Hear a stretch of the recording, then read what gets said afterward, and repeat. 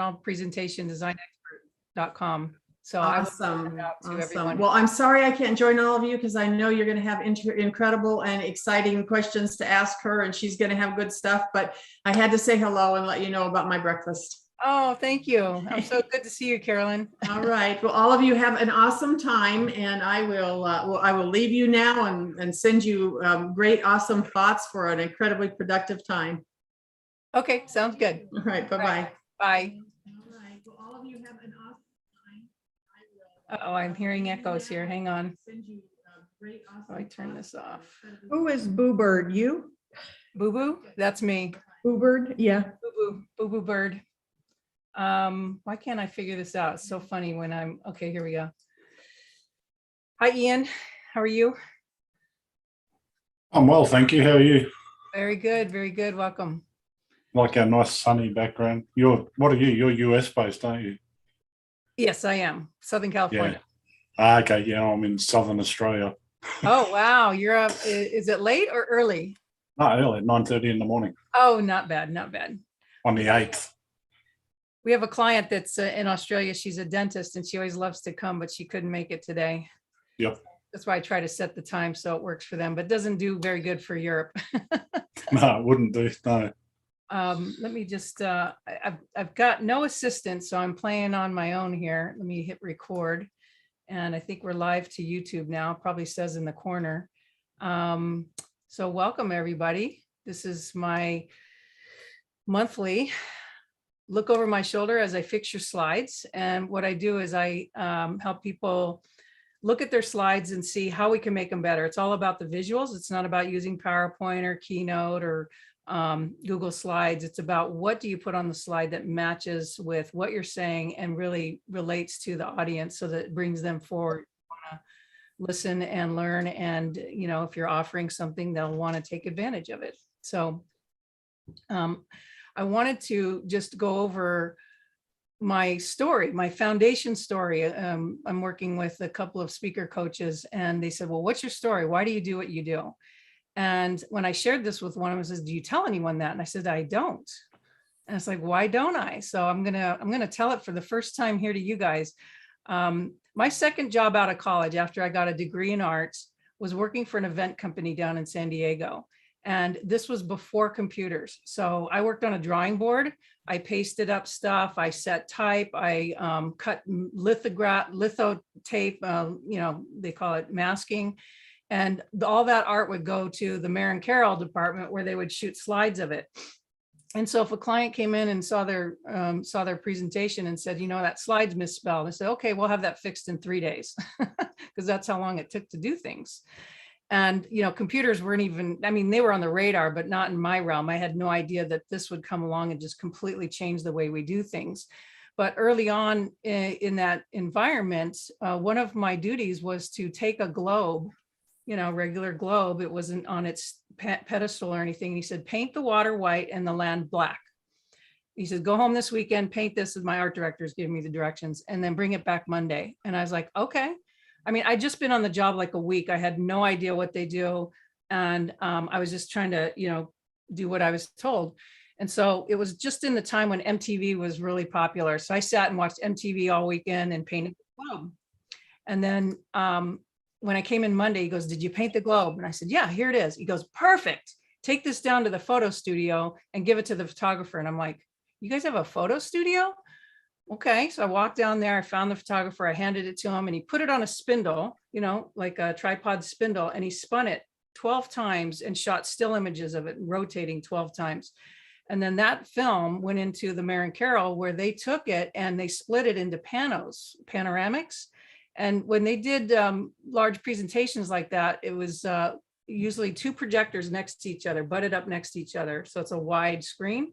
And then a third projector was overlapping those 2, and they used blends to make it like one continuous image.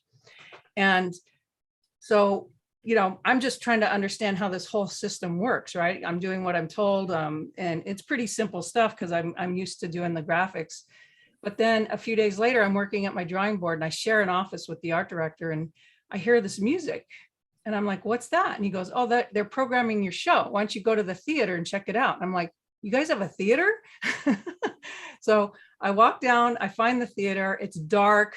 This guy's behind this rudimentary computer, just basically punching ones and zeros, and he's programming 36 projectors, 36 slide projectors to fire really quickly.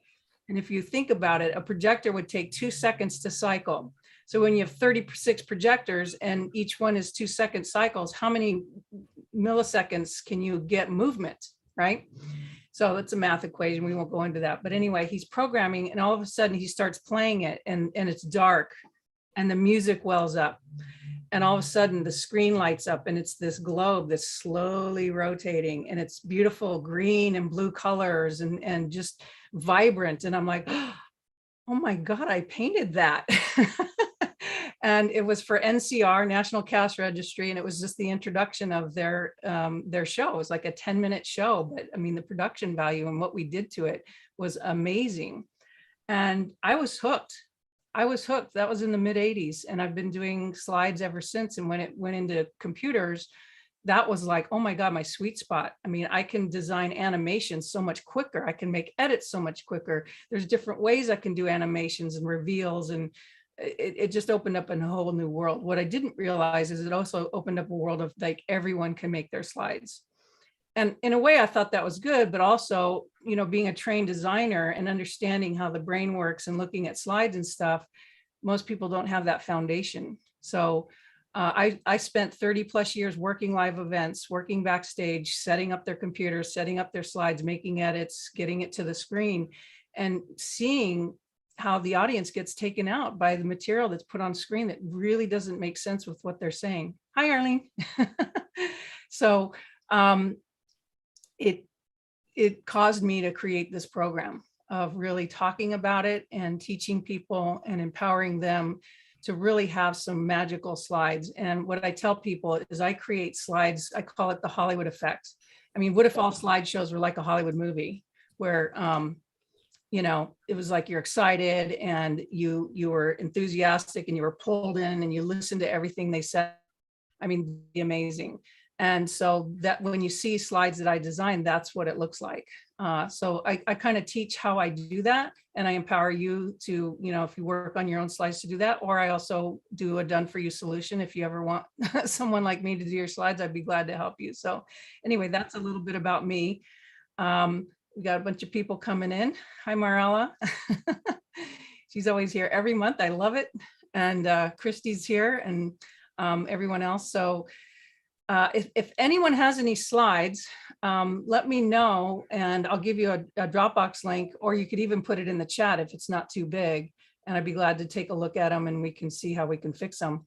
The other option is I can have you share your screen, but the problem with that sometimes is when I'm walking through trying to make changes to it, it could take a long time and it's better if I could handle that. So does anyone have any slides? If you want to raise your hand or raise your digital hand or turn on your mic and say, I do, would love to know. No?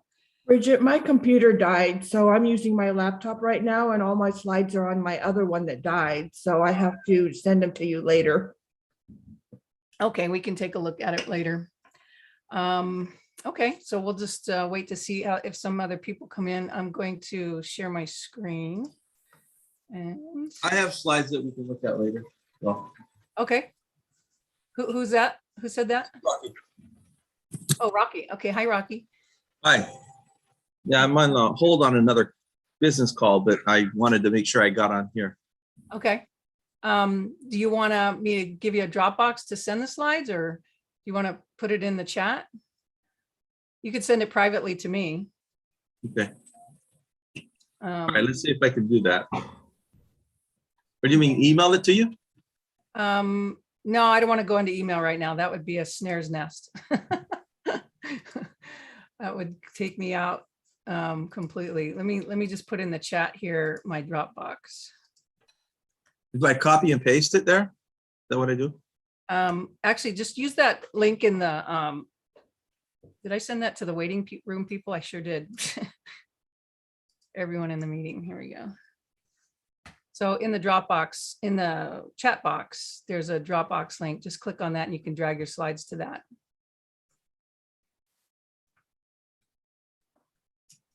Okay.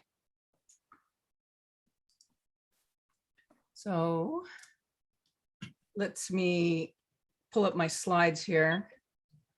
I got some walk-in slides I'm not using anymore.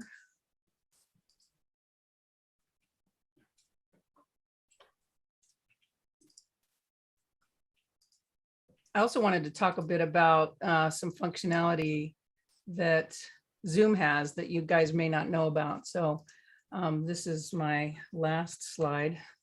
Okay, so look over my shoulder as I fix your slides. This is my holiday version of the Zoom office hours. And just to go over some functionality, if you want to make a reaction, like if I asked to raise your hand or whatever, that, you know, just click on the reactions button there. And when you click on it, you can get the raise hand. And then also up here is the view. If you want to change the view to see everybody, or if you just want to see myself, and then down here to start your video, if you want to talk to me and we could see your video, that would be great. It's not a requirement, but it's kind of nice to see people's faces. And then over here is where you turn on and off your mic. So I tell people, like, I picture a world where all slideshows are like a Hollywood movie.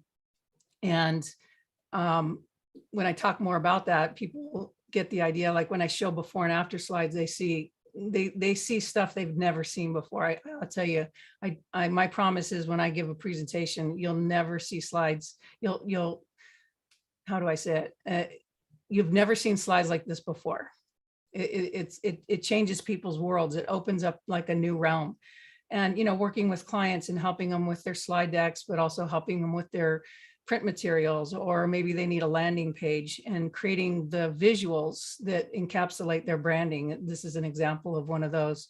And then here's an example of the slides. This was for a client who was giving a talk to, she got invited to Necker Island and present to Richard Branson. So that was a pretty fun project. This just shows an example of me telling my story of working on before computers when we were on drawing boards. And then, you know, I've worked the room of live events for many years, and being on headsets. Okay, you know, mostly it's a male dominated industry if you look backstage and all the roadies and stuff. But I grew up on that, and I have three brothers, so I'm used to the chatter that men have that might be embarrassing to women. Is like, I can hang with it. I can even partake in it. And then these are some of the clients that I've worked with in the past. And then just to let you know, my life's mission is to make a difference for 1 million audience members by working with 1,000 speakers. And what that means is I want the speaker to really connect with the audience. I want the audience to feel like they are glad they came, they got value, they really appreciated the efforts that the speaker portrayed with their slides. And I'm not a proponent of slides. If you don't use slides, don't use them. You know, there's some great speakers that don't need slides, but 70% of all the people in the US at least are visual learners. So if most of the people are visual learners, are you serving them up to really connect with your material and what they're understanding? Dragon's lair is cover. I'm sorry, I'm not sure what that means, Ian. All right, I'm gonna escape out of here, see what this is.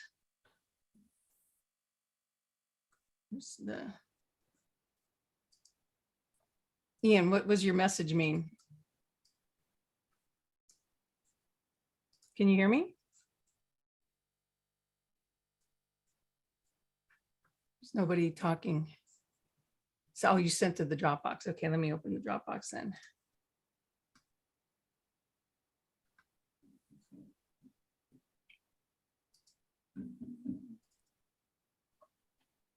Okay, so I see two of them there. All right, so Ian, so you want to, Ian, you talk about the dragons there. Did you want to talk about that book, or did you want to do something with that? Can you turn your mic on so we can talk?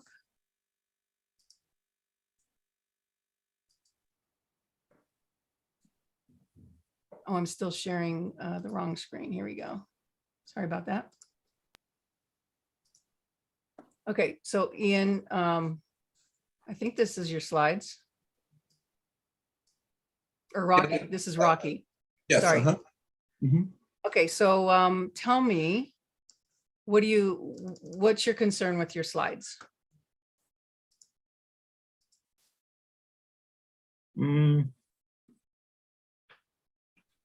I guess Is the message clear? Okay. We call to action. And what is your call to action? At the very end is to schedule an appointment to see if they're interested in joining our national financial literacy campaign and being able to share and educate more families across the nation, or being able to look at their personal financial situation to see how we can improve that. Okay, and so this is the form that you walk them through. And what's your target audience? Is it parents or children or what? I would say 40 to 60, Generation X. Okay. And are you educating for themselves or for their children? Just trying to understand what you're doing with these people. Yeah, educating them because they're kind of the middle of the road where they have responsibilities in taking care of children, but also they got responsibilities in taking care of aging parents. Okay. And being involved in might say caregiving or long-term care, giving things as well. But they're also dealing with putting their kids to college as well. Okay. So you're kind of stuck in the middle of that sandwich generation. Right. And how long is your talk? 30 minutes. Okay. And you've got about 37 slides, so that's about right. And how many times have you given this talk? Oh, I want to say 1,000, but it feels like 1,000. The biggest group I've spoken in front of was 15,000 people in Hawaii. 15,000. Yes. Congratulations. Oh my gosh, that's a lot of people. And then smallest groups are one-on-one, but I probably, I've been doing this for 27 years. So Okay. Financial literacy, financial education. I came from a social worker background Okay. and saw poverty and lived in poverty myself as a child. Okay. So that's my mission and passion is to educate people that they don't have to live like that. They don't have to live in poverty. Yeah. There is an escape. You have definite experience that you could speak from and up level them.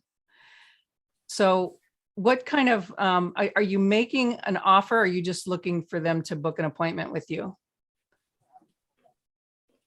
I think would be because I think we can actually sit down with them right away, right immediately after the event. We used to have them come in, as you can see, one of the first slides. You can scroll up real quick here. Let's see that one with the picture of a lot of people in it, number 10. So, I mean, we go physically into financial centers, homes, elementary schools, businesses, churches, organizations, libraries, teaching financial literacy, because we felt like a lot of people get into a 401k or they get an insurance policy, but they don't fully understand it. So being literate is really a big problem. And so we felt like that's the void in the financial industry, is the literacy part of it, the education. Many people, if I asked them, okay, well, what are you investing in your 401k? They wouldn't be able to tell me. Right. Okay. So basically the educational part of it, we set a goal to educate over 1 million families, and we actually educated because of COVID. We went Zoom and we educated over 1.5 million families during COVID nationwide. Very good. Okay, so Zoom was actually a blessing for us. big game changer, isn't it? To get to more people and convenient, right? Like they don't have to fly somewhere or go to a meeting or something like that. They can just step in at any time. Right. Yeah, it's really transformed our whole industry. Okay, so do you see anything that you want to improve on your slides? Just curious from your point of view. I know there's something that needs to be done, and I just can't pinpoint, because sometimes you're in it and you can't really see from the outside because you're so indulged. Yeah. You're so in it. That's why it's always good to have other people's, you might say, opinions to basically say, I think this might be better. This was just basically different slides, but I put them on one full slide, so to save time. But this is basically from our Facebook page. That there were a lot of posts of what people were doing across the nation in the financial literacy. Okay. All right. So I think I've got a foundation. Are you ready for my comments? Absolutely. I'm open. Mhm. All right. If you've never seen me speak before, one of the things I say is if you want to put your audience to sleep, put all your slides on a white background or a light background. What happens is, like, if you look at this slide, our eyes go to the light. Okay. So if you look at the white of this background image here, or the edges of this, our eyes get trapped in that light. And so when we go and try and read stuff, we have to really fight our brain to conjugate the dark letters on a white background. And when I show my slides, I can jump over to my slides and show you in a minute. But what happens is our brain gets exhausted. And after a while, we can't even look at the slides and we can't even listen to you anymore. Because when you have this much text, you're compelled to read it. You're just compelled to read it. So if you're talking, and I'm reading here, financial education at small businesses, financial education at corporations, I see that picture, he's saying something, but now I got to read this over here. And it's confusing. I'm not sure why I have all this on a slide.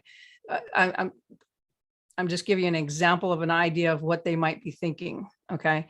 And so like this is a little simpler. You've got one image, but it's a very complicated image. And you've got this background that doesn't make any sense of why is this background here? Because again, it's just drawing my eye to try to figure it out. So it's pulling me away from the focus of the information and of what you're saying. And then also too, your elements, your slides look low resolution, so they're pixelated. And that actually takes a hit in your credibility or like your branding, so to speak. It looks like cut and paste. You just grab stuff from the internet. You didn't really, curate your image as well.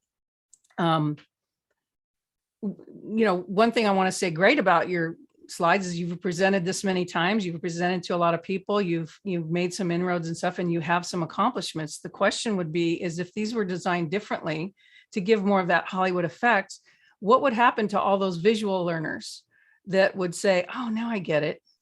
Like I work with several financial advisors and we design slides for them. And, again, it was completely different from what they could see they could build themselves. And yet they love it because it's simple. It's 1 point per slide and it makes sense when they're delivering it. And you know what, if you click through 5 slides in a minute, that's not a lot of slides. They won't know it. Like this slide here could be two or 3 slides. You could have each screenshot as 1 slide. So it's a focal point with, we're looking at this guy's quote and I've highlighted this 2 things. And he's like, this is what he said. It represents that during a very uncertain time in the world, blah, blah, blah. You can read a little bit, but all this text can really overwhelm them.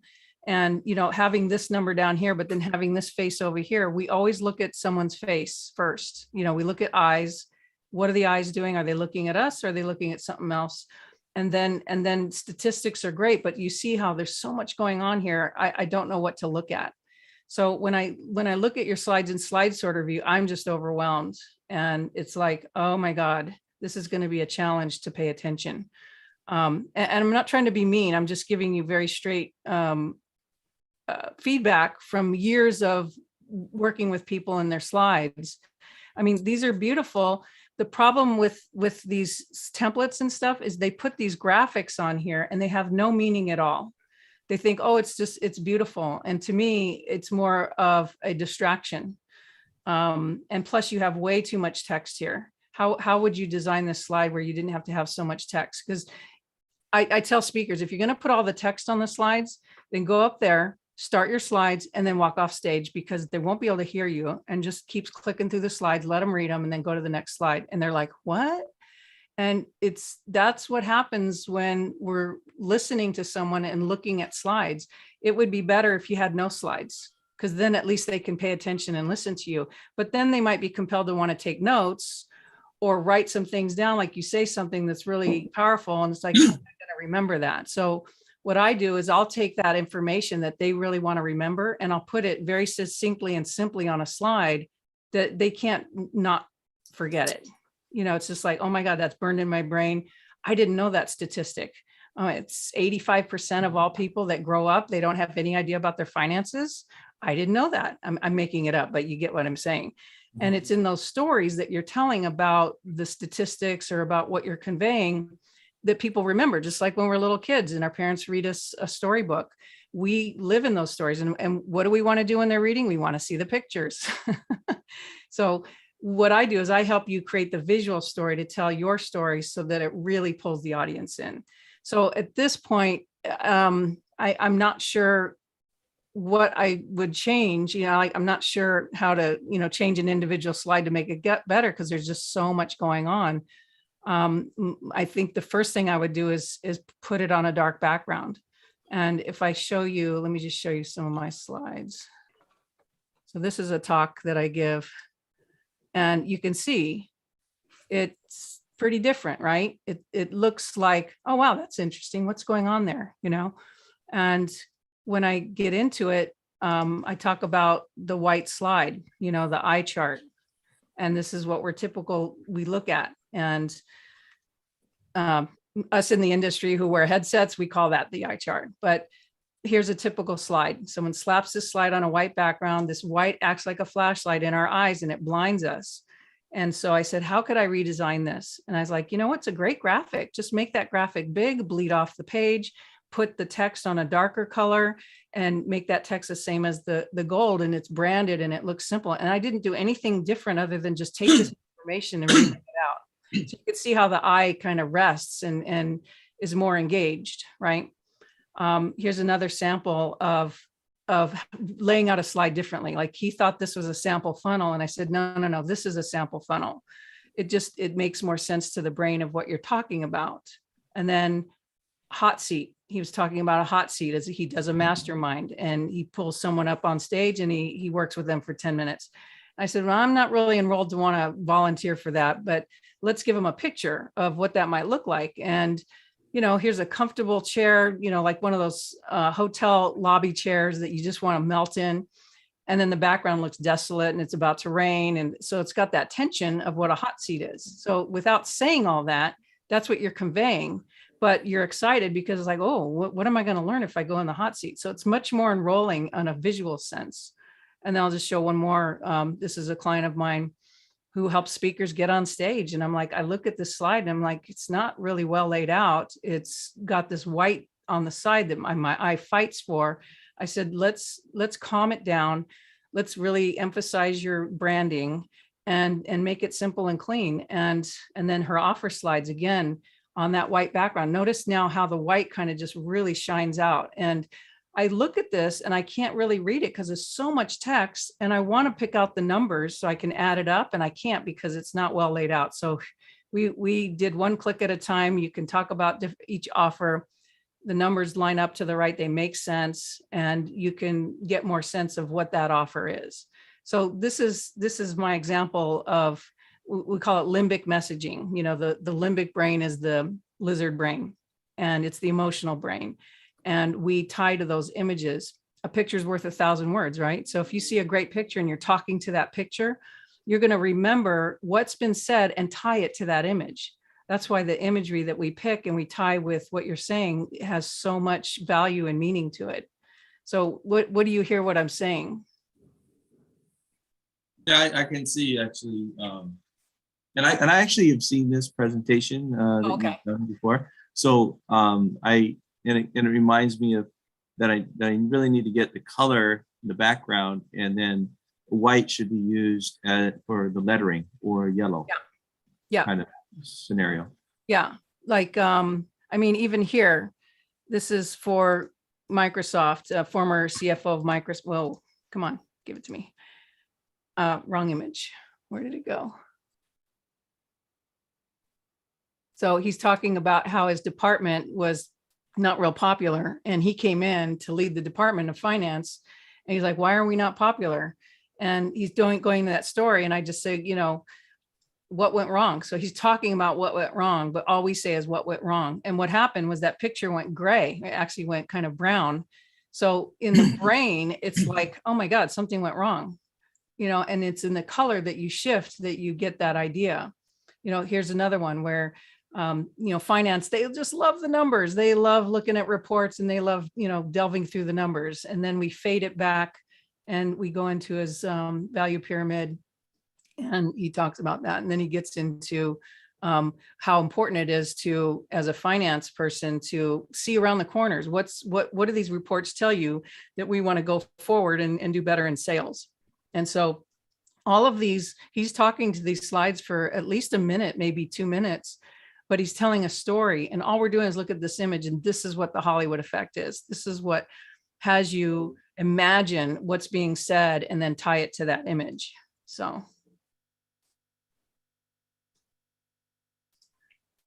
that's the difference. And so what, I don't know if you're open to it, but would love to see if we could help you redesign your deck. If you're speaking that much and you have a deck that just really is completely different than what you're used to, but you're well rounded in it and it makes sense, you actually present differently. You're more connected, you're more excited about your material. And there's this element of animation that even helps to connect with the audience. So it's something to think about. But I hope that helped answer your questions. And again, congratulations on delivering that many talks and, you know, making a difference for people in their finances. I think Thank that's you. huge. Thank you very much. Yeah. Appreciate it. All right. I love this. So who else has some slides? Hi, Esther. Good to see you.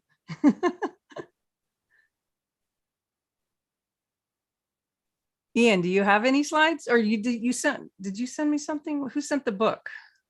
That was Ian. the other Ian, not me. Oh, that's your, oh, okay.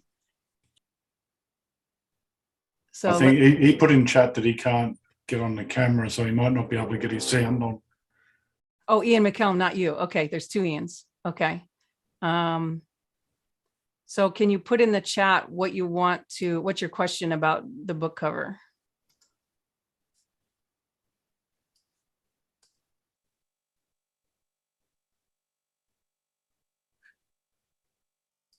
And does anybody have any other questions that I might be able to answer, since you may not have the slides with you, but obviously you're here because either you've used slides in the past or you're curious about making slides, and maybe I can, you know, come up with an answer for you, you know, from what I have.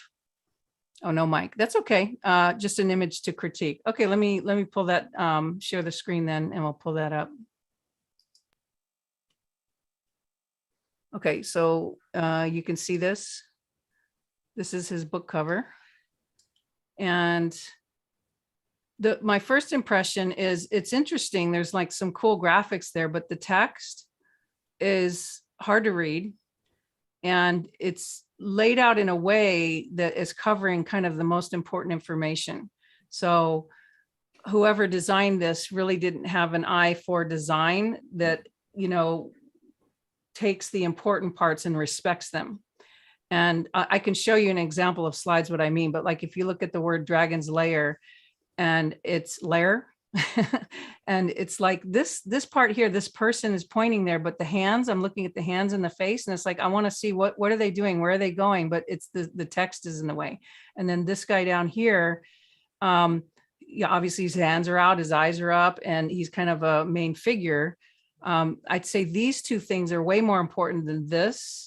Or, you know, this up here. So I would probably play around with layout, or even look at the graphic and see if the graphic could be cropped differently to make it better.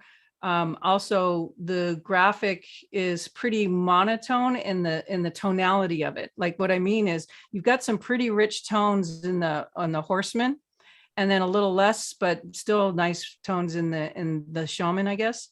But then everything else is kind of light and lightened, and it lacks drama. Okay. And when you look at a book cover, I love book covers. I go to bookstores and I'll buy a book for its book cover. I'll never read it, but I like the book cover because it's just like, oh, that must be a great book. But, you know, I've always been a visual person. I've been an artist since I was I tell people since I was a zygote. So looking at what are the elements that make a good book cover. So let me just jump over to my slides here, and it won't let me escape out of my screen. Here we go. Okay, so we'll close that. And I was playing around, not the score talk. Where's the other one? So I was talking about lettering. Okay. And in PowerPoint, like this is, it could be a quote or it's a picture. You look at this image, it's like you immediately go to their face, right? And their hands, and you immediately get a world of what's going on. Obviously, this person's in grief or pain or something. And then we have the statement of, I don't know how to do this.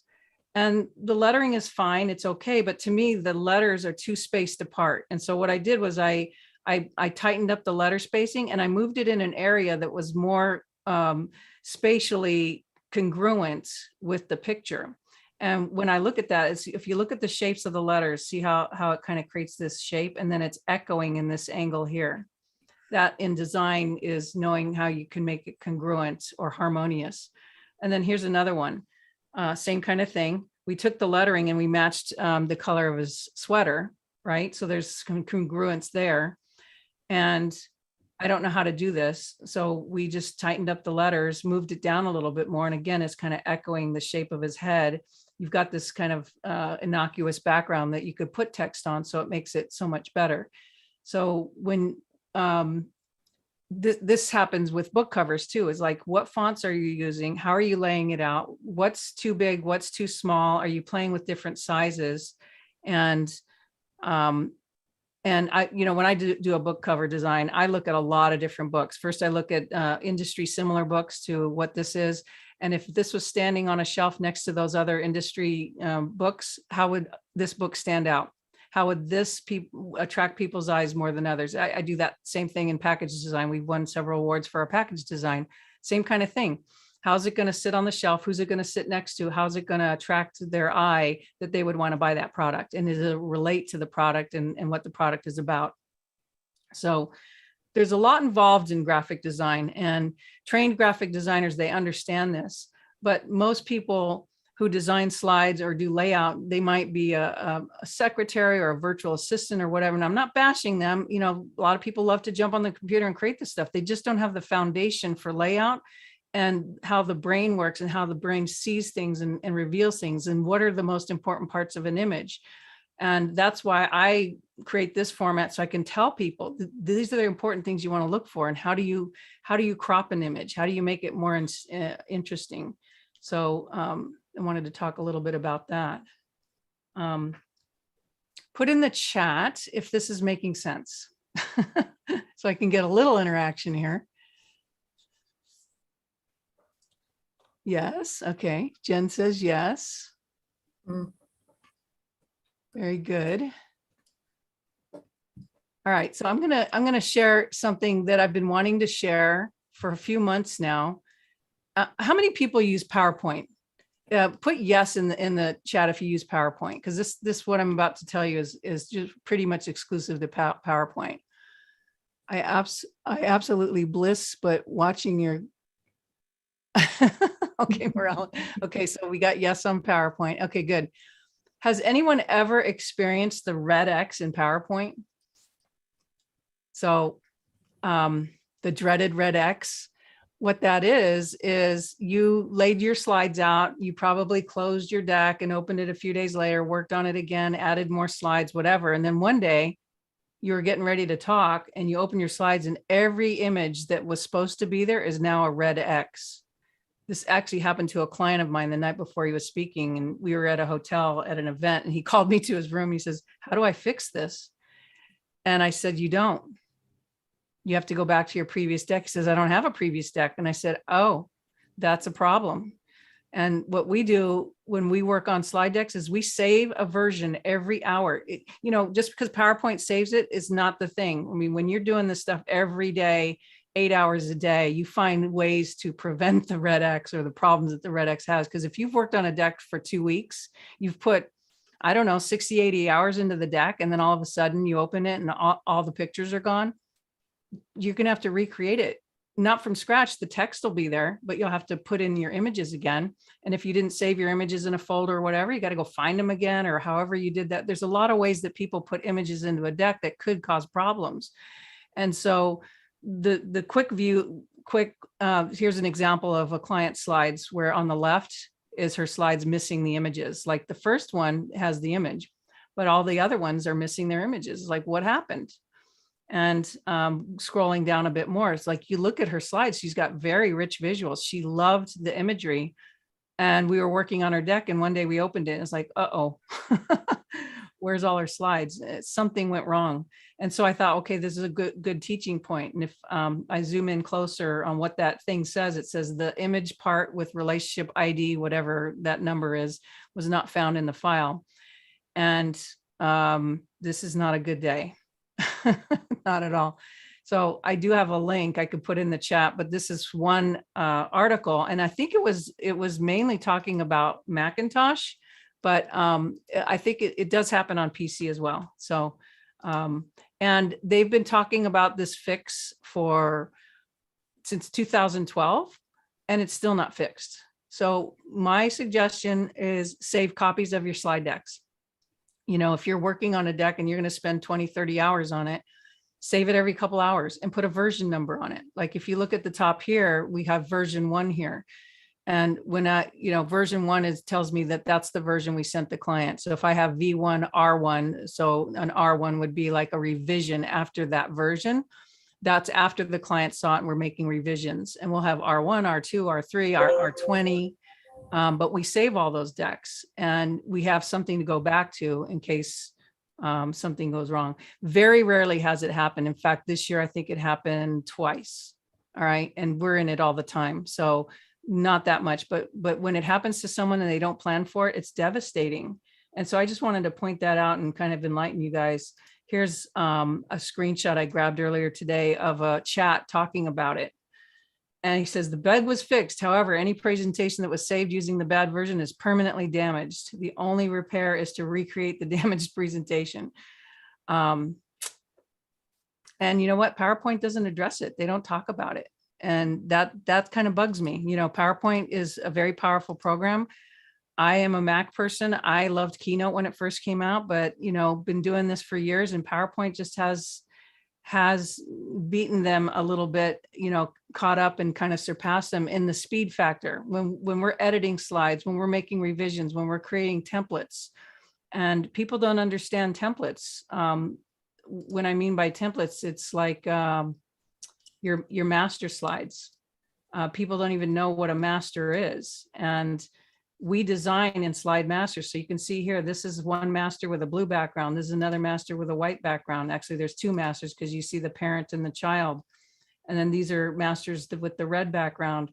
And these happen when I move slides from one deck to another and I retain that master with those slides. So then you start getting a deck with a bunch of different masters, which I don't recommend, but because this is a potpourri of slides I've done in various stages, you can see, you know, what is a master slide, and you have your parent master and then you have your child master. This is my title slide with a subtitle.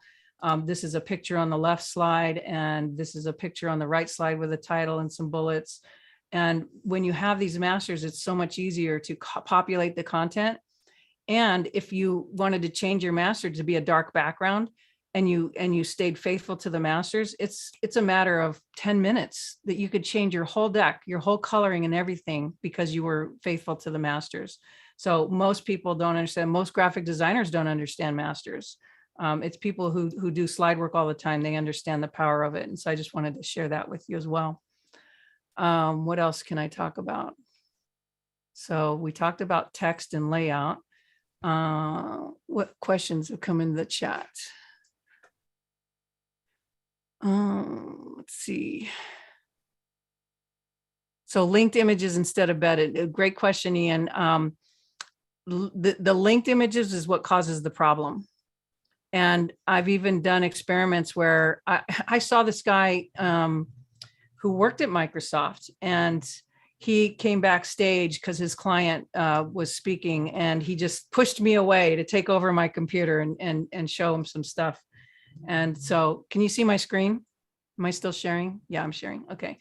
So he had to find an image. So he just Googled ocean, and I'm just making up ocean, right? And he found an image and he went over here. I'm waiting for it to paint up. And he would click on this image and it goes to the image. But if I go back to it, if I right click on the image, I can copy that image I can copy the link address, but, or I can just copy the image. And this is what he was doing. He was copying the image. Make a new slide deck here. And he was just pasting it on the slide deck.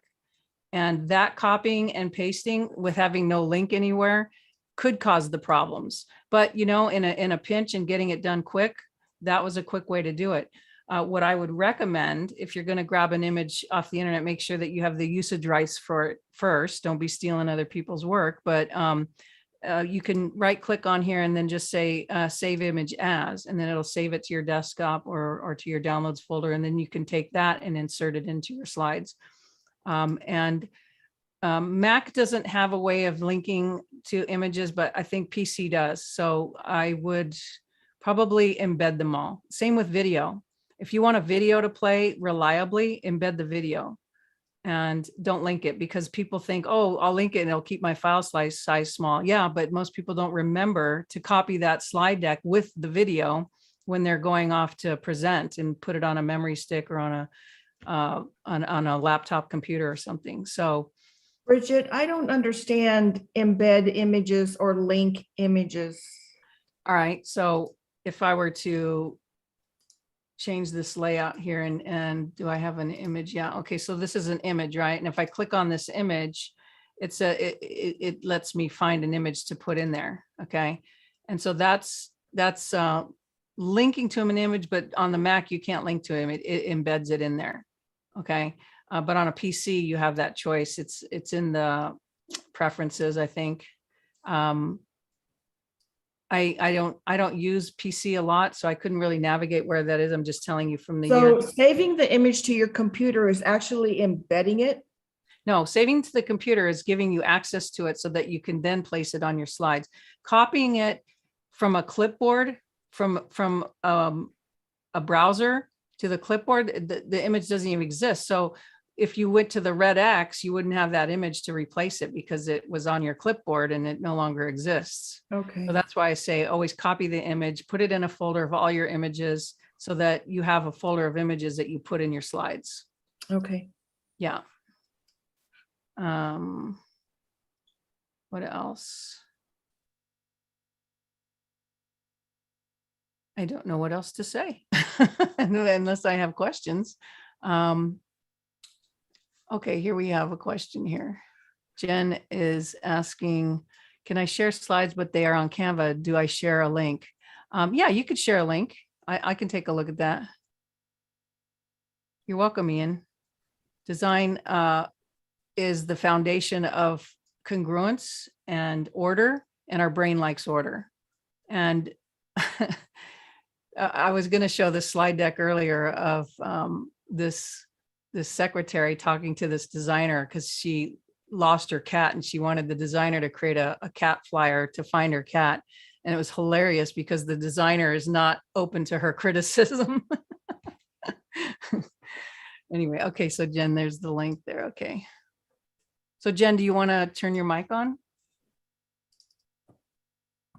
Hey, I'll also turn my video on. It's just super early in the morning here. So I'm sorry. Where are you? I'm in Hong Kong. Oh my goodness. Welcome. Okay, so I'm in Canva, but this isn't, is this it? Yeah, no, Oh, there's okay. the other slides. Maybe the side arrow, is it letting you? Okay, yeah, it's letting me. Okay. Okay. So, So this is just, I do a 5-day challenge and I do an hour training each day. And this, I just picked day one. Most day 2, day 3 kind of follows in similar suit in terms of how they're designed and stuff. But I would love your feedback. all right, let me just flip through a couple and then Sure. I'll make some comments. You got a little signature thing happening. I like that. This a video? Yeah, and normally when I present it, it will autoplay. Okay. I don't normally have to press play. Okay, probably because it's shared to me or something. Okay. All right, so for the most part, let me see if I go to one. Yep. Oh no, is that the first slide? The one with the clock was the first slide. Okay. Yeah. So this has that white background that is kind of blinding to me. So you have some other slides that are like more beautiful. because this is the slide that they see at the beginning, I would make this very inviting. Okay, and so one way you can do it is just take this image and make it full frame to the edge. Don't leave this white border because my eye gets trapped over here. And then if you can mimic this color and make the whole slide that color, you know, maybe you'll get some congruency there, and then lay out your text around that. That would be one suggestion.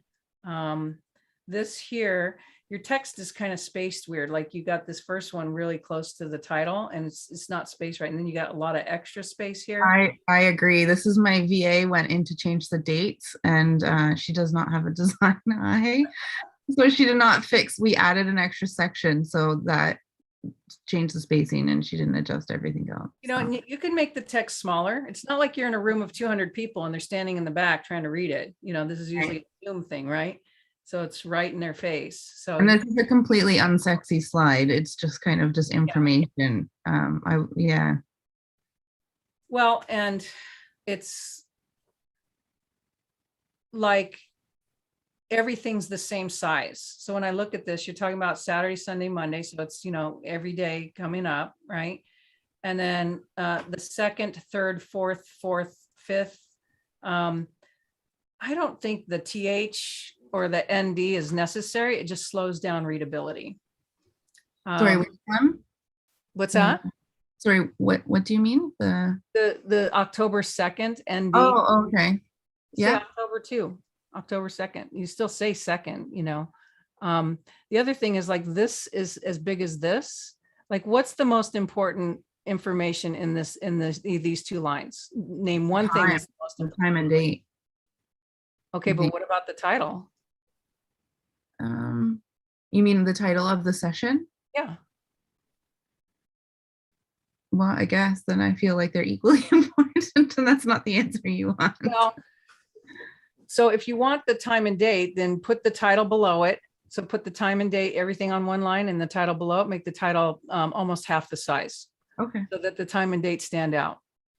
The other thing that slows readability is all caps. Right. Not sure if you need all caps for that, but I would play with the font size. And you can also play with bold and not bold.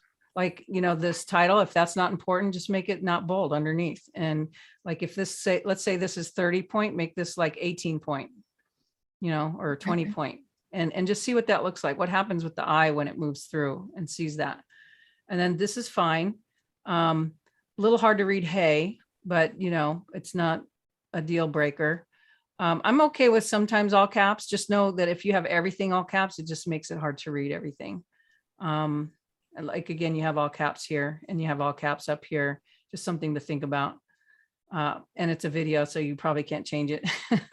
I like this slide. I like the big text and then the little text. This is what I'm talking about. But this thing keeps going over here. It's like, why? Just do it once and then let alone. Okay, it's an animation. I can't change that. It comes from Canva. Okay, well, I take it out then. Okay. I'm serious. A graphic designer, you're pulling away from the information. Right. Cute, thinking it'll capture interest, and what it does is it detracts them. This is nice. It's doing the same thing. It's got the same animation. Yeah, again, it slows me down. I question, why is this here? What does this mean? Okay, anytime you have a graphic, like why is this split out here? Why is this green and this is white? Now, I'm not saying you have to answer every question like that, but every little element you put on the slide, what is it there for? Is it really necessary? Can you slim it down and be as simple and clean as possible? Like this here, it's fine. The wiggles make it a little hard to read the white text on the yellow. Okay, I'd probably go with dark text, like maybe a dark burnt orange or something. Or you might even take a color from one of some part of this picture, like the dark brown. So then it relates to the picture. But the picture has these waves in it, which is kind of cool. But then you have this here, it's competing graphics that confuses the brain. You know, brain wants order so it can understand things. And you're just throwing all this stuff out there, kind of like, I'm going to have an epileptic attack in a minute here.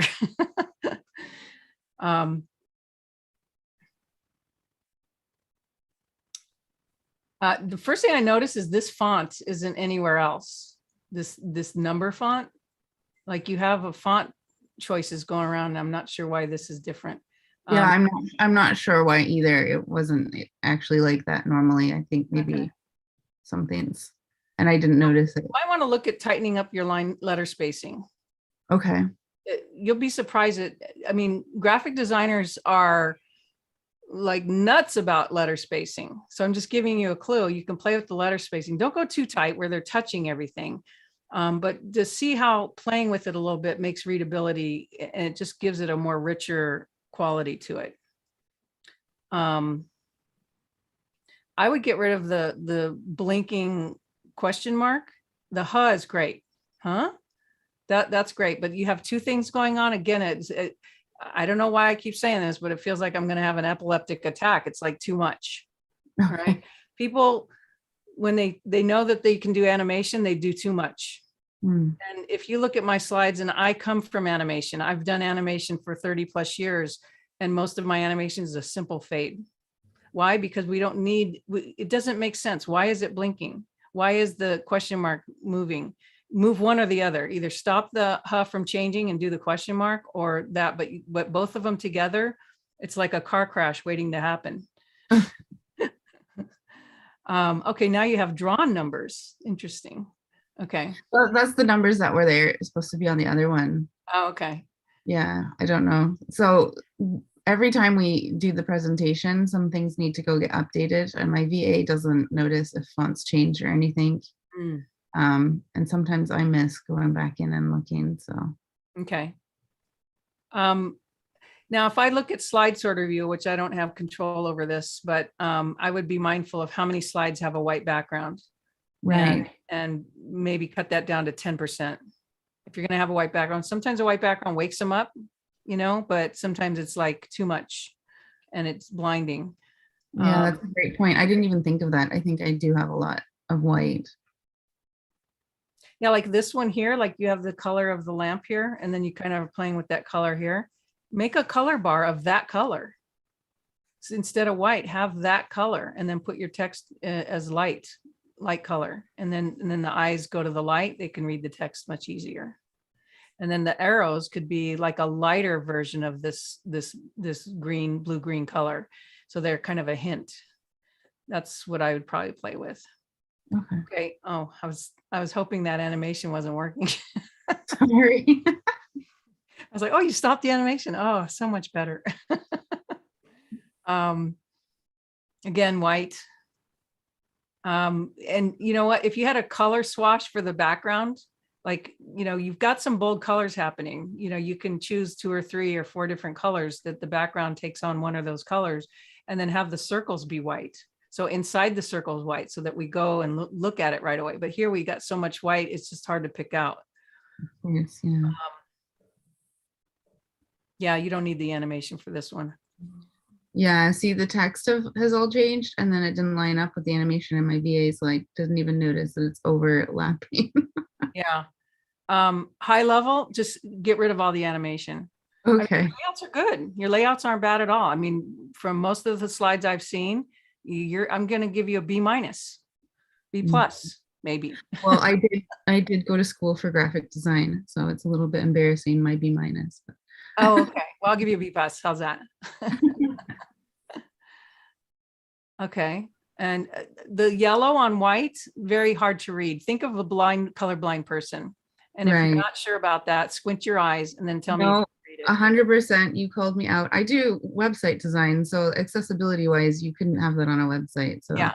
Same with slides. 1/3 of all people have some sort of color blindness. That's a lot. Yeah. One thing about this picture, like, why is all that gray on top? Oh, it's just a stock photo. But you can crop it out.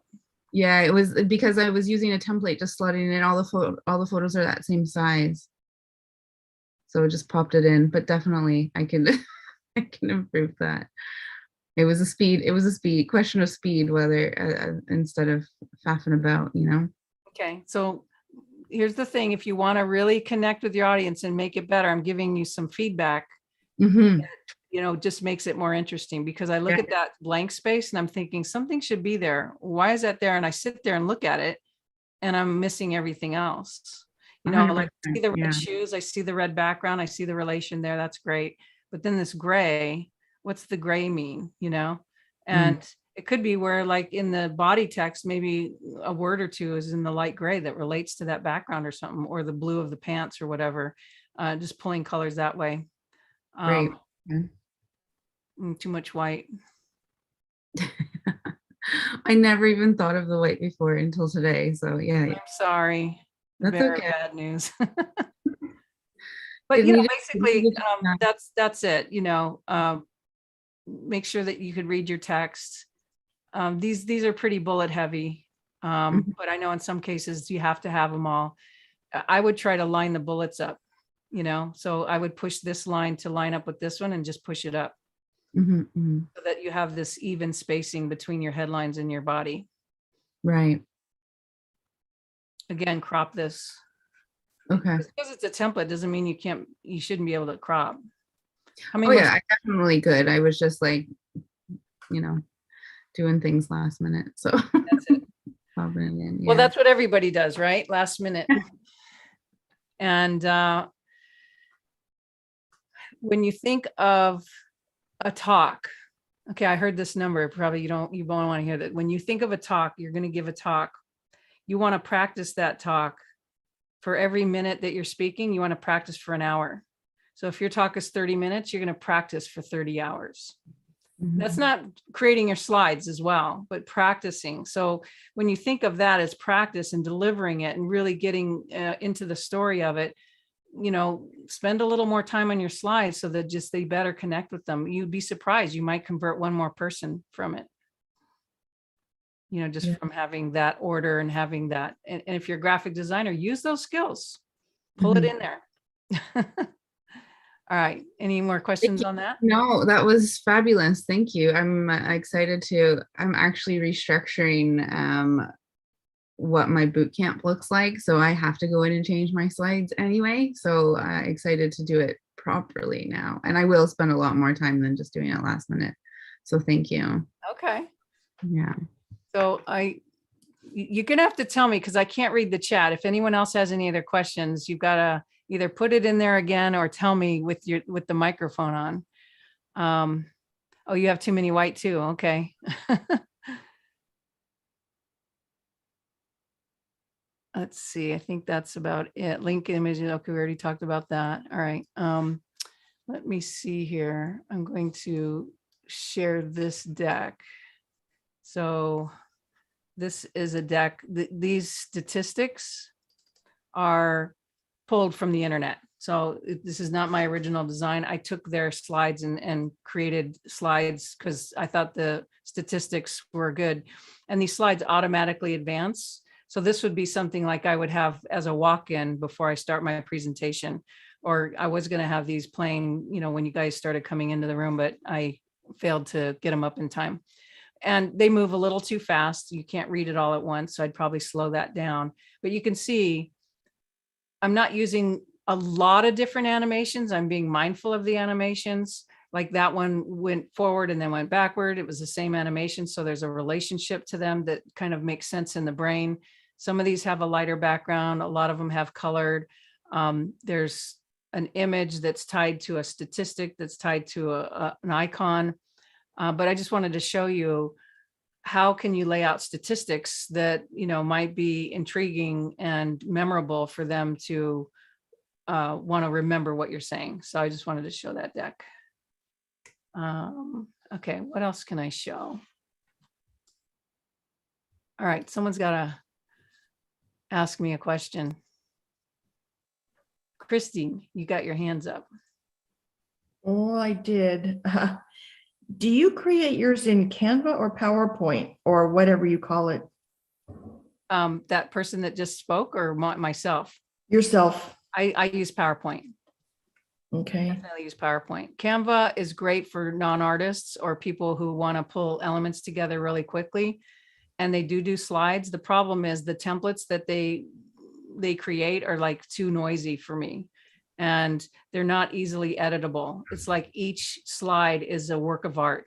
And so when you're branding it and you wanted to change a color globally, I think you can in somewhat, but most people don't even know how to use that in Canva. So you'd have to touch every single slide if you changed your colors from red to blue. So you can rotate certain sections with that little toggle on top. That's how you get your picture sideways. Yes, rotate it. Okay. Yeah. Mhm. Okay. I was looking at Christine Berry, who's got her hand up. There you are. Yes, hi. Hi.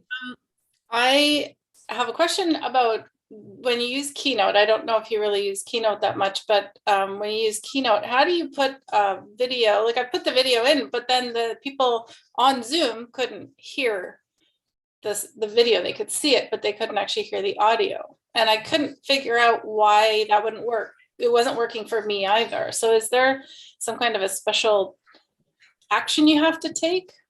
Well, first of all, can you hear it when you're playing? No. It? When So- when I'm just watching it myself, yes, but when it's on Zoom, no. Okay, so are you aware that when you share your screen, there's these little boxes in the bottom left corner that say sound that you click Oh. to get the sound?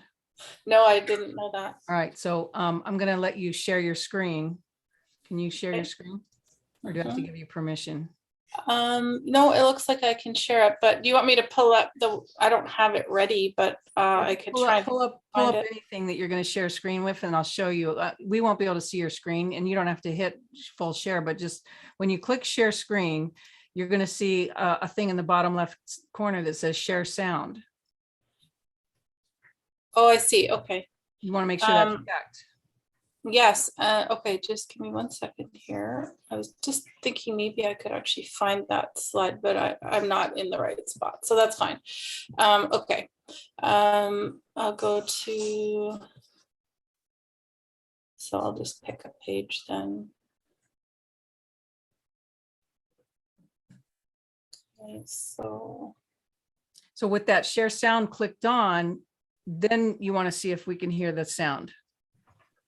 Well, this isn't actually a video. That's why I didn't find the one yet. It would just take me a minute to find it. I didn't have it Okay. open. All right. So is it not there if there is no sound then? That option? No, that's always there. Oh, It's so like- in my, right here under more, share computer sound. Okay. Yes, Option. it shows there at the bottom as well. When you're sharing your screen, you have that option to turn it on there. Oh, okay. Okay, thank you. I'll give that a try. Hopefully that works. One thing I want to share is I'm going to share my screen again. Do you know that you can, I'm going to take over. This will stop you from sharing. If you click on advanced, so I'm in the share screen window. I have my sound checked, share sound in the bottom left corner checked, and I'm clicking on the advanced tab at the top. And the second button is, or the first one is slides as a virtual background. So I'm going to choose that. And then it's going to pull up a window and say, what slides do you want to share? So I'm just going to open up some slides in PowerPoint. And what it does is it converts those slides to backgrounds like an individual JPEG or something. So can you see my slides?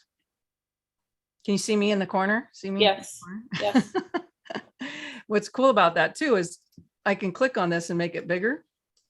I can move it up over here, wherever. But what's nice is this is really good too if you're doing training and you want your picture showing. And I don't have a green screen. It's just doing the green screen and it does a pretty nice job of just isolating me. Can you show us again how you did that? I see your slide, but I didn't see where you were navigating to make it happen. I can't show it to you. Oh, okay. I mean, I can do a screenshot and then show you that. So let me, how do I get out of here?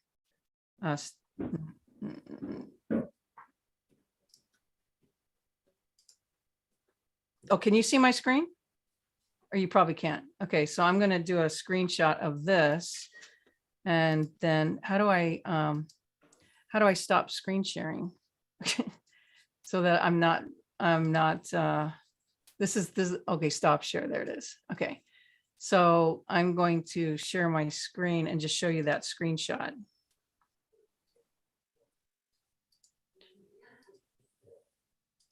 And you're seeing my messy desk, so it's okay. So this is the screenshot that you see, and I'm in dark mode. I like to use dark mode because that white just drives me crazy. So I'm gonna just close all this. Okay, so here's my screenshot. Can you see here? I'm in the advanced tab. See the advanced tab here? I have my share sound clicked, but then Where did you find the advanced tab? well, when you share your screen, when you click share screen, you get a window, and it usually you're in basic. So you just want to go over here and click advanced. And once you're in advanced, then you have the slides as a virtual background. And then when you click that, then you click share and you can do that. So who spoke that? Go ahead and try it. If someone wants to try it and see that you have to. I'll try it. Okay. Okay, so share screen. And it works with Keynote as well. But Okay. it won't play video, it won't play animations, it's just still images. It's like you exported all your slides as JPEGs. Okay, so I have, can you see my slides? Yes. Okay, and okay, but I do have to, now where am I going? I'm in the share, but I don't see that. You just shared your screen, you didn't share in the advanced tab. So stop sharing. Okay, Go back to share screen, and then at the top, instead of being in basic, you want to click the advanced. but am I in, you mean in Zoom or in? Yes. You're in Keynote? Zoom. No, In you're in Zoom? Zoom, and you Yeah. click share screen. And then when you click share screen, you see a window with the desktop. Oh, the window, okay, yeah, okay. You want to click advanced because you're in the basic area. So at the very top, you'll see basic. and- Oh, yeah, okay, I got it. Oh my goodness. This is very exciting. Oh, but now it's when I click share, and now it went to my, Well, it wants you to pick your slides. So just pick Oh. a set of slides. well, interesting, because it took me to my, okay, I'm gonna have to play around with this because it took me to my desktop. Well, just navigate to where your slides are. Can you find? I slides? don't know how to do that. Oh, let me try, let's see if I can get to Keynote. And now that you've opened a new window for me, so in my, a window in my mind. Okay. For some reason it doesn't. Oh, there we go. Okay. Oh my goodness. So now, because I'm the host, I'm going to pin you to the first screen. So now you're big, and you can resize your video and put it in the corner if you want. Just by moving myself around. Oh, yes. So what's interesting though is that your slides don't fit the screen. Yes. So This I'm is not sure. Keynote. Yeah, I'm not sure what's going on there. Oh, let me hang on. I'm not for some reason in full size. Is that better? Yeah, I wasn't in full size. My screen itself wasn't in full size. Well, it didn't change. Oh, for me it did. Oh, really? I mean, we're just seeing a blue background with some text down in the bottom. You can see when you see the recording. Okay. But anyway, play with that. Also Thank go to you. Zoom and look it up as far as, how to share slides as a background. And it'll give you all the details on how to make that work. You'll have to test it and record it and then see how it works and stuff like that. But Yes. Cool Okay. stuff. Perfect. Thank and you. it's been around for a while. It's been around since 2020. Just not many people have explored it. So Awesome. Thank you. I'm going to stop the share. One more question about that. When you were doing the share screen, you said something about clicking the share sound button or not clicking it. You don't see it? No, I see it. I was just wondering what happens if you clicked it, or if you were recommending to do that or not to do that. So let's say you have slides and you have a video in your slides and it has sound. When you start playing your video, no one's going to hear it because you didn't click that button. So that button allows the sound of the computer to work through Zoom so everyone else can hear it. Very cool. Thank you. If you don't click it, what happens is it sounds like they're underwater. And it's not a pleasant sound. It's like, oh, we can't hear it. The other is like, maybe you want to play some music, as a break. You're taking a break and everyone's going to the bathroom, whatever. You want to play some background music, just make sure you have that button selected. So my recommendation is, if you're going to have sound at all throughout the Zoom, just click that button on in the very beginning, and it'll stay on until you unclick it, or until you quit Zoom. Bridget, I just wanted to say thank you very much for your help with all of us. Appreciate it. You're welcome, Rocky. Glad you made it, and thanks for sharing all the wonderful work you're doing. Thank you so much. Appreciate it. Take care. Okay. All right. God bless everyone. Merry Christmas. All righty. Merry Christmas. Yes, thank you as well, Bridget. Thank you for your help. You're welcome, Christine. Awesome. My pleasure.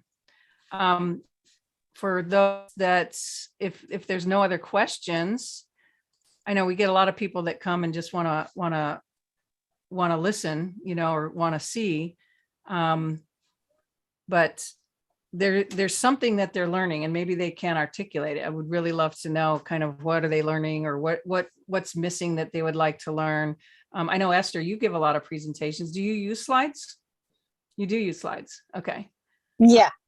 And I vowed early on that it was never going to be death by PowerPoint. Oh, good for you. So you spend a lot of time on your slides, I guess. A lot. Well, my content, listen, my people are hiding out. I get to support clergy sexual abuse victims worldwide in all faith-based communities. So it's not like they're all clumpage in one little ballroom saying, take me, I want to work with a trauma recovery coach. They are not doing that, right? So I sort of am in the infotainment business because I have to dazzle them. The content, it's just too re-traumatizing, reactivating, re-triggering. They are not willing to put their hands up if they're sitting in a ballroom side by side next to each other to say, yeah, me too. This happened to me as a child or a minor when I was an altar boy or studying for bar mitzvah or bat mitzvah. Yeah. So, it matches my slides match my personality, right? I'm high octane, high level, one-on-one coach, trauma recovery coach. They are at the point where they're sick and tired of being a victim. These people have been victimized for 40 some odd years ago, right? So now they're at a point where like, just give me the shit to do. Give me the steps. And that's why the majority of my clients are men. They're male. They are just at the point, I've been in therapy 27 years, 42 years, I've had it. No more therapy. What else is there? And some of them are going through civil litigation process. So that's where I come in and support them through a 3 to 5 year process. So because even their attorney and their legal team re-triggers them, reactivates them because they become another authority figure. Can you look outside and ask Matt if that's his green bin? Hey, Marilla, can you mute your? Ask him that's his green bin, but if it's not none of our business's bin it is. Here, I'll mute you. Why are you asking me something like that? I tried to mute you. There you go. Sorry, Esther, go ahead. No, and this is typical, like in my community, people are overstepping over, talking, lunging forward, saying, oh, yeah, me too, this has happened, right? So my slides are actually a lot of pop of color, maybe 1 or 2 words, trigger management, and they're like, what? What did she just say? Trigger management? I've never heard that concept, but I need to do it, right? So the basic premise when they work with me through trauma recovery is that once they learn how to tame the triggers, that's our basic premise of our 5-module course. And listen, nobody is looking for a course. Nobody is looking for modules. No, they don't even know that. They don't freaking care. They are such in pain that they just want the solution. I'm the solution, right? So, and they're throwing money at me. This is not even an issue about money. I have felons, ex-cons who are able to access 10,000, 20,000. You'd be surprised. I had an aunt wire me money from Switzerland. This long lost cousin and relative said, I have a nephew that needs support. Right. Wow. They'll find the money. It is not about, they can't access money. They can find it. Right. So they are just such in a desperate place that they need to find a solution.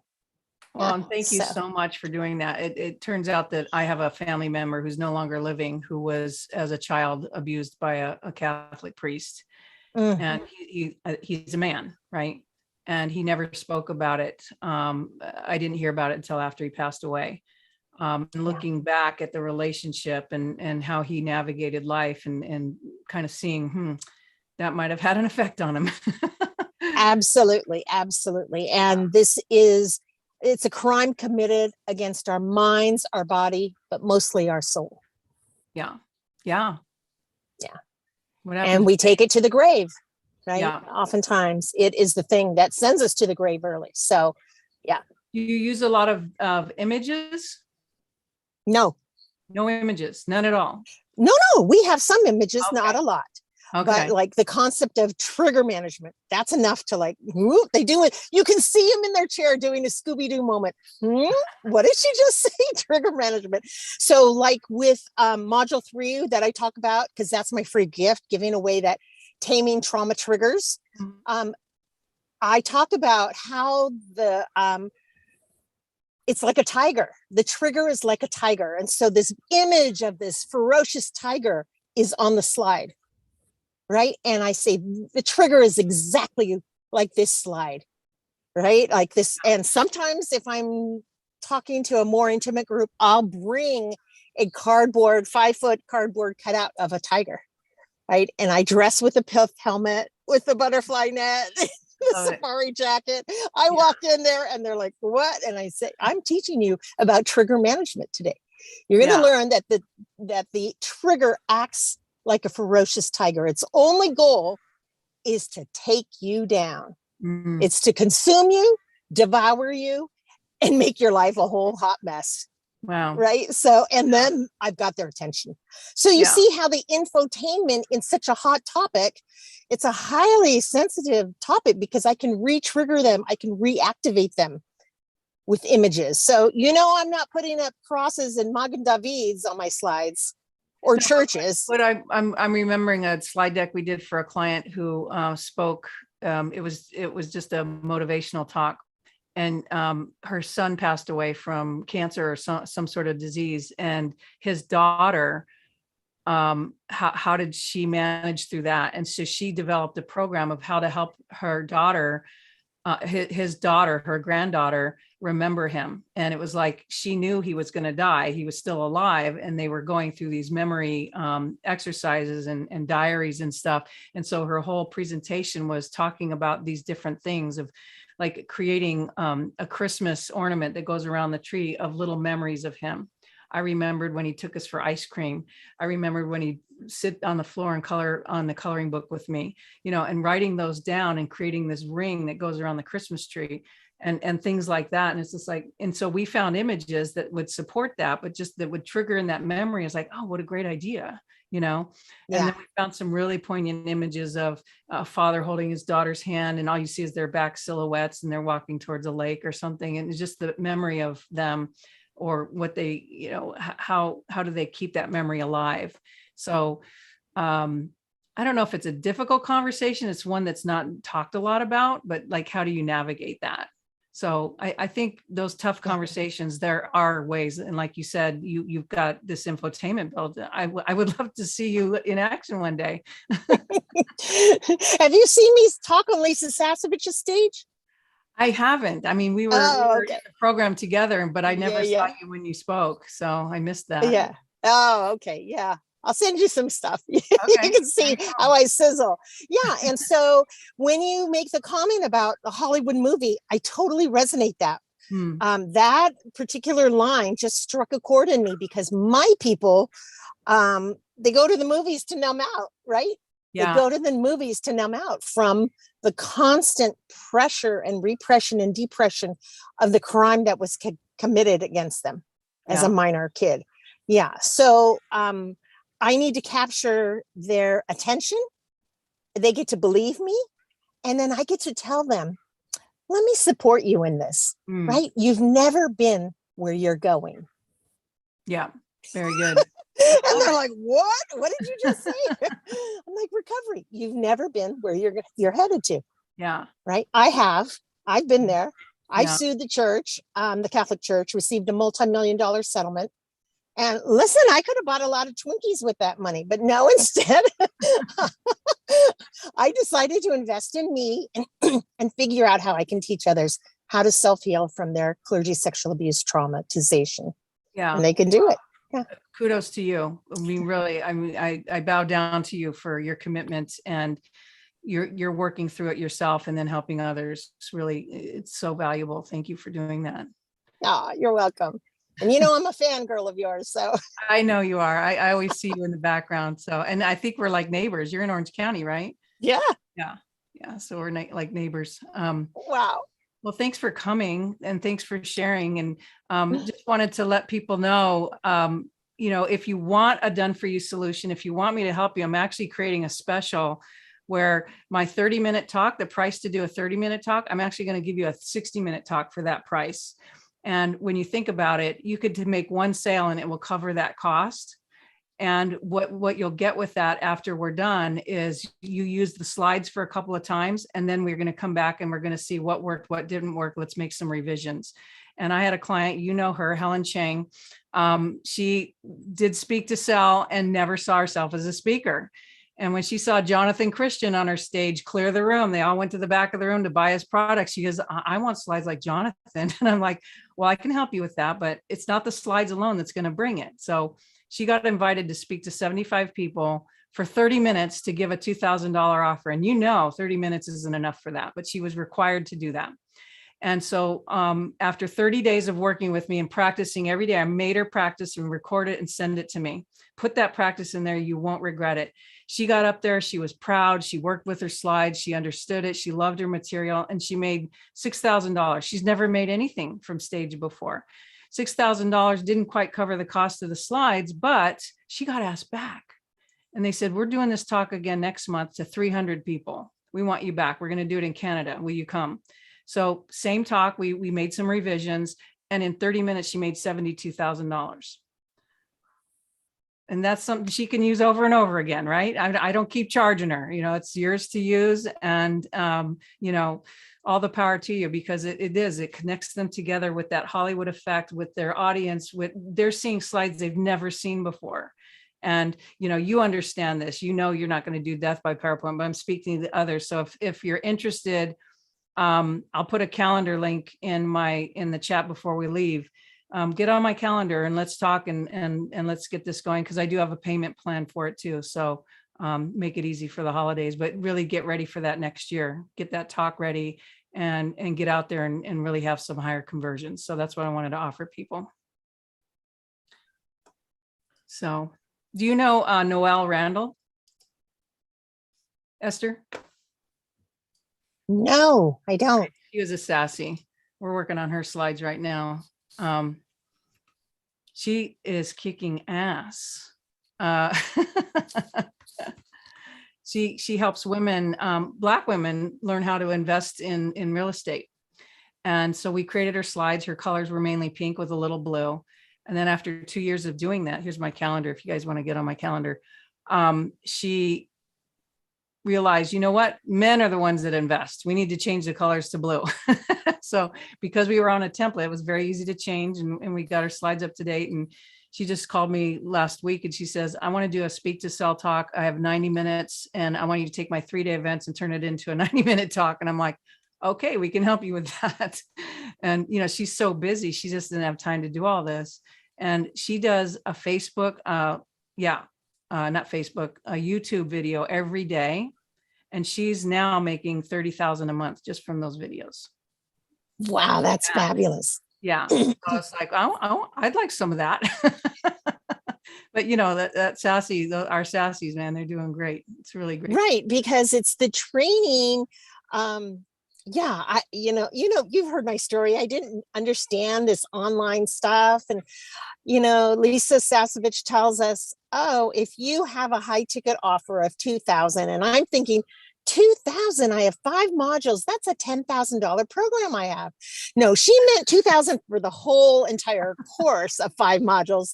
I took it to mean it was 2,000 per module. So that I went from giving it free in group, you know, because I was a volunteer for SNAP, Survivors Network of Those Abused by Priests, since 2002, giving my shit away free, right? Just giving it away. And these people in group are getting massive transformation. And I'm like, wow, it must be pretty good. It's working. And so Lisa, you know, takes us in, I think it was in 2013 when I first joined Sassy. She takes us $2,000. I'm like, okay. So I went from 0 to $997 to 10,000. Nice. I was such a ding dong. I didn't know that that's not the way it works. I didn't know. And it worked anyway. And it works, right? And then my conversion rates were crazy. They were over 90%. Oh my God. And I know this is how desperate people are.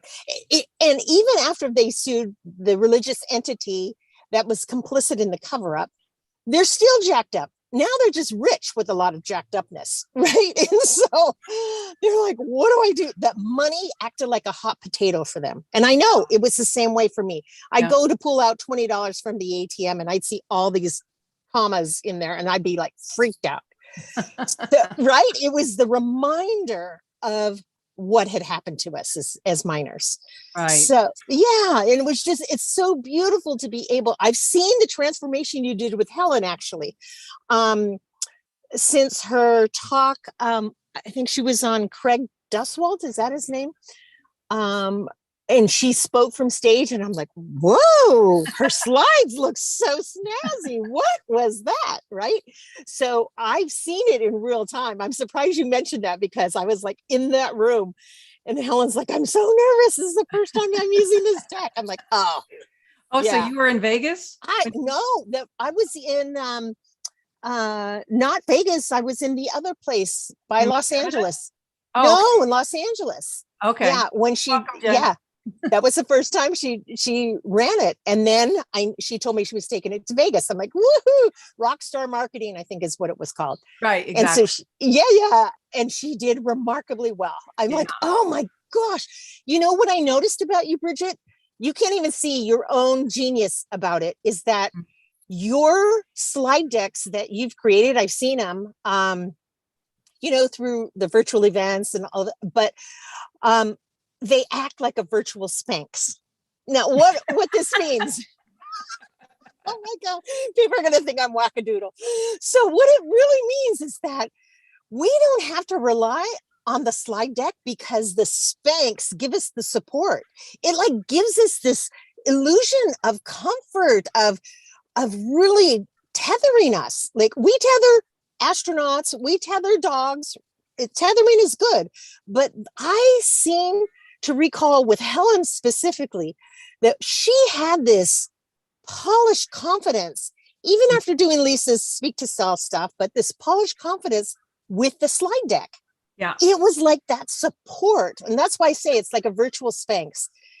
You know, she just fell into it. And even her collateral in the hallway at the Rockstar Marketing with Craig Duswalt, even that supported what she was talking about on stage, which was really cool because it just all blended. Like you said, in our brains. Yeah, we're looking for continuity.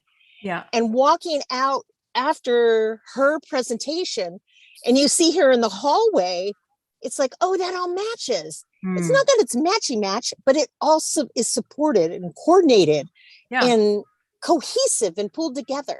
Yep. And the secondary layer to that is that gives me as a consumer, gives me confidence that this person knows what they're talking about. Exactly. That's that branding, the credibility. Like she talks about credibility with a book, the brand credibility for your product. And then they trust you, you know, and that's right. We expect it. And when it's not there, we notice it. Yeah. That's why I point out these little things like the fonts are too wide or the book cover could be better. You know, it's those little things that most people don't know how to dial in that could really change a person's view of you. Absolutely. That's why I loved getting into graphic design. It's like, wow, I could really make a difference for people, you know? Absolutely. What was I going to share with you? Was it Helen? There was someone else I was going to share. I can't remember, but yeah, that's cool that you saw Helen I've seen her before and after. So, Oh, right. okay. Like, Jennifer Deep that's Stratton.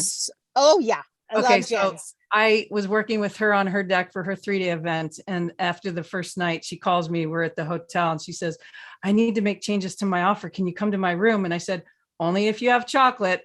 She said, I have chocolate. So I go to her room, spend about 10 minutes in her deck making changes. And then I said, I was watching you, present today. Can I make a couple comments? And she goes, sure.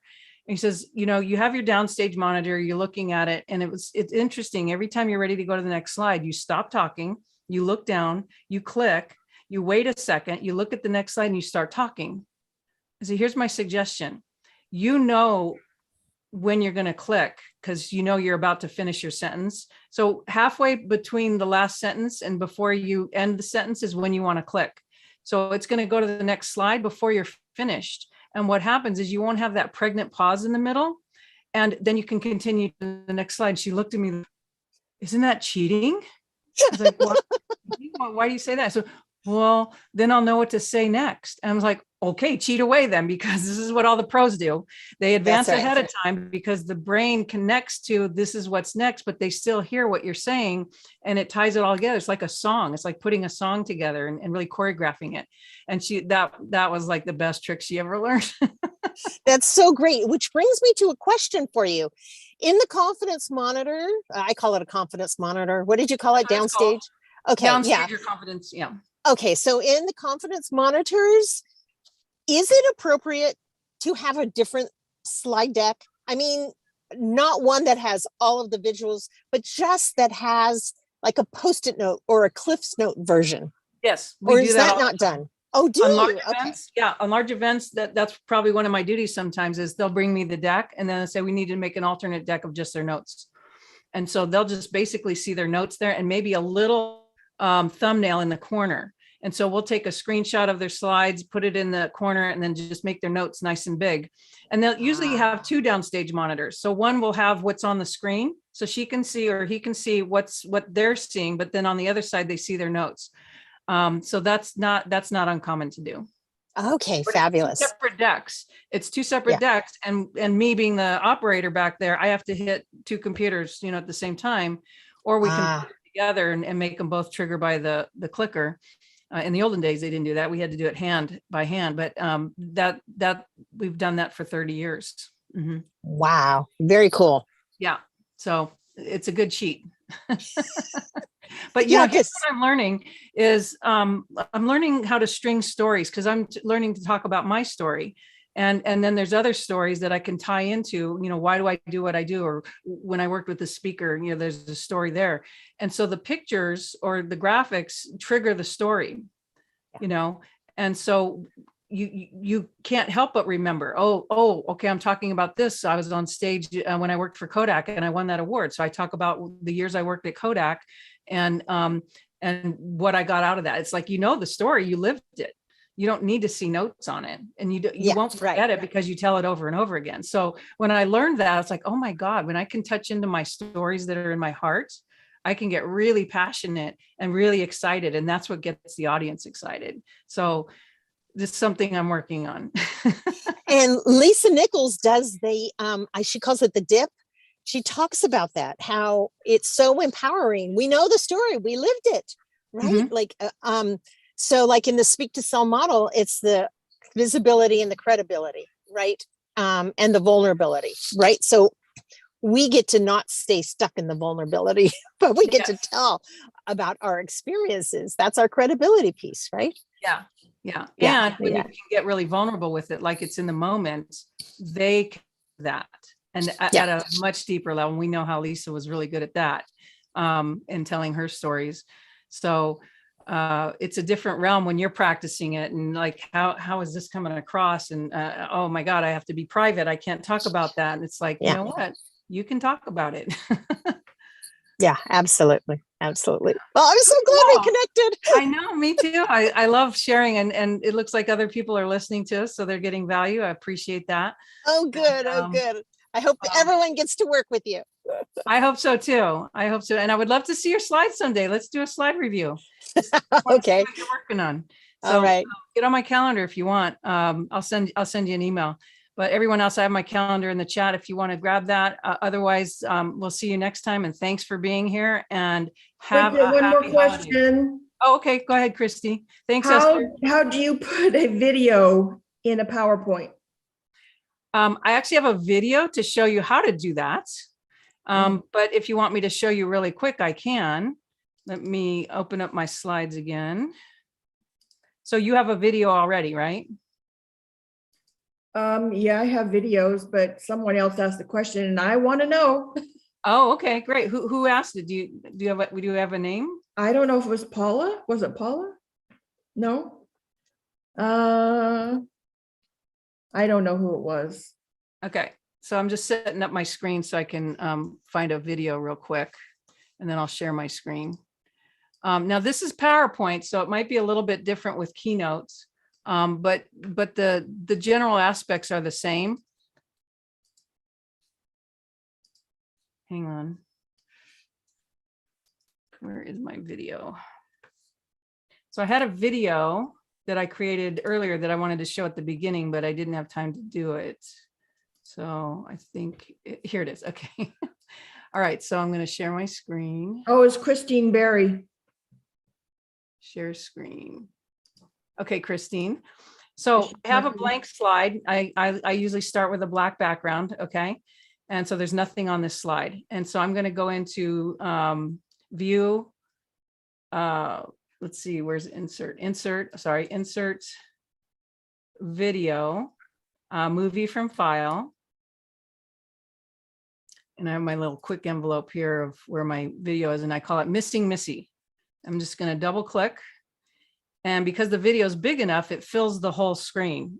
If it doesn't, if it comes in small, you just want to make sure that it fills the whole screen. Okay. And you can see that it's going to play here. Why never sound? Okay, good. And then I want to go up to the video playback. So I have video, format, but I want to go to video playback. And I want to say start automatically, play full screen. And then under transitions, I want to set it to after. So what happens is when the video is done, it's going to automatically advance to the next slide. So if I'm in my first slide, and this is my walk-in slide, okay, and then I click to go to the next slide, the video will start playing. And tell me if you can hear it, because I think I did turn my sound on. Why never to ask favors from designers? The story goes, Shannon, the secretary, has lost her cat and has asked David, the graphic designer, to help with a lost poster. This is their email correspondence. From Shannon. Play the whole video because it's a long one, but I just clicked forward. And so the video stopped and it went to the next slide. And that's the most professional way that you insert a video. You saw me do it. It takes 2 minutes. People would fly me to far off nations to make sure their videos played back 10 years ago, because it was so important that the videos can't hiccup. And I'll tell you, every time I see someone with a slide presentation, they fumble with the video, and it doesn't have to be that way. So if you follow my simple techniques of how to do it, it'll be flawless every time. Now, some people say, well, I don't want to start the video. I want to queue up the video. Okay, great. We'll put a slide before the video that queues up the video. Well, I want a picture of the video. Well, get a picture of the video and put it on that previous slide, or put a little title. I'm going to show you a video and it's about this, and then click and go to the video. If you want that Hollywood effect where it's seamless, it's professional, this is what you do. And then it automatically advances when it does. Because what happens if you don't put that automatic advance to the next slide, the video stops, and then you click and nothing happens. And then you got to click on the slide and it's the fumbling again. So this is the seamless way to get a video to play. Does that make sense? Yeah, I need the video. Because I need to review it so I can remember the steps. Oh, you need my video or this video? Okay, well, it'll be done. We're wrapping up here, and actually we're live on YouTube. So I'm going to sign off on YouTube. I'm just going to say thanks for everyone for watching. And if you're watching later, put something in the chat that